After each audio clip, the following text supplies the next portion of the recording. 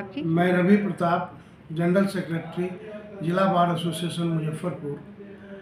होली के शुभ अवसर पर जो ये रंगों का जो त्यौहार है, इसमें मैं अपनी ओर से मुजफ्फरपुर जिला बार एसोसिएशन के तमाम अधिवक्ताओं, एडवोकेट एसोसिएशन के तमाम अधिवक्ताओं और पूरे मुजफ्फरपुर शहर के वासियों को अपनी ओर से बधाई देते हुए आग्रह करते हैं कि जो रंगों का जो त्यौहार है, ये प्रेम और भाईचारे का त्यौहार है।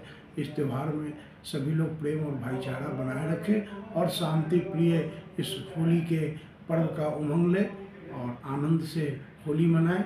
आपके किसी भी आचरण से किसी दूसरे व्यक्ति को, किसी दूसरे धर्म के लोगों को कोई कठिनाई नहीं हो, यही मेरी अपील मुजफ्फरपुर जिला वासियों से भी और अपने तमाम अधिवक्ताओं साथियों से है कि इस होली का पर्व आनंद और उल्लास से मनाएं और यह होली का पर्व उनके लिए वैभव, धन, लक्ष्मी सब लेकर के आवे। यही मेरी शुभकामनाओं के साथ।